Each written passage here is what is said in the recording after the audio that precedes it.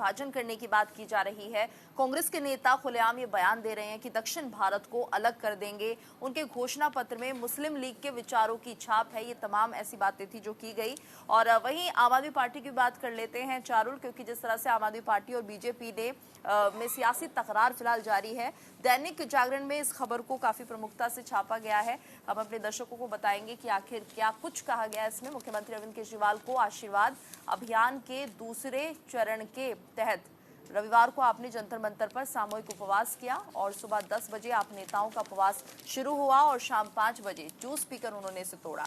तो भ्रष्टाचार के मुद्दे पर घेरने की रणनीति के तहत बीजेपी ने आपके खिलाफ शराब से शीश महल अभियान चलाया। कनॉट प्लेस में भ्रष्टाचार के शीश महल का बड़ा मॉडल रखा गया और केजरीवाल, मनीष सिसोदिया, संजय सिंह का चित्र लगाकर जमकर विरोध प्रदर्शन किया। तो अभियान में बीजेपी ने अपनी पूरी फौज को एक मंच पर उतार दिया है।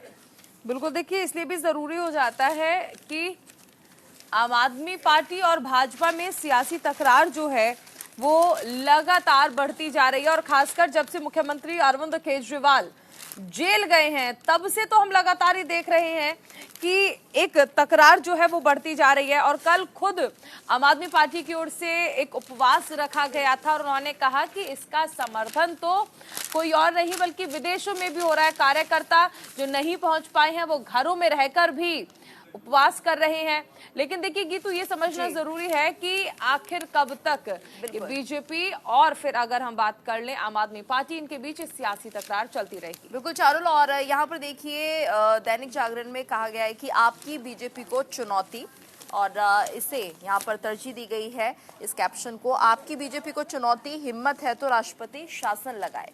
तो ये खबर जिस तरह से सुर्खियों में रही है, कल ये उपवास किया गया था और ज्यादा लंबा उपवास नहीं था, 11 बजे से 5 बजे तक था, लेकिन यहाँ पर बीजेपी को चुनौती देने की बात आम आदमी पार्टी कर रही है। और इसके साथ साथ ये भी सवाल उठाए जा रहे हैं कि अगर आपके अंदर हिम्मत है तो राष्ट्रपति शासन लगाए। तो अब ये जो मामला है काफी गंभीर होता जा रहा है जो हम देख रहे हैं।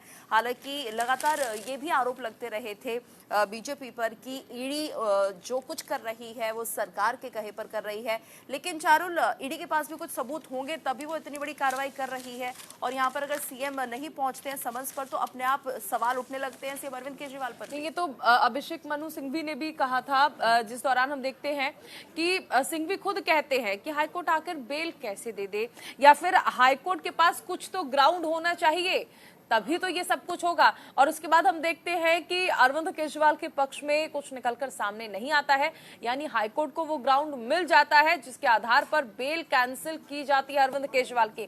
खैर कॉन्फिडेंस गीतू इसलिए भी आज देखने को मिल रहा है क्योंकि आज हाईकोर्ट में सुनवाई भी होनी है। सीएम केजरीवाल को अपने पद से इस्तीफा देना चाहिए या फिर नहीं देना चाहिए, इस पर आज सुनवाई होनी है। इसलिए आम आदमी पार्टी और भी ज्यादा कॉन्फिडेंस में है कि शायद उनके पक्ष में फैसला आ सकता है। और इसीलिए कहने का अगर हिम्मत है तो आप राष्ट्रपति शासन लगा दें, क्योंकि वो जानते हैं कि यहां पर वो कहीं ना कहीं खुद को डिफेंड कर लेंगे। लेकिन क्या वो डिफेंड जो है उनका वो काम कर पाएगा या नहीं, ये बड़ा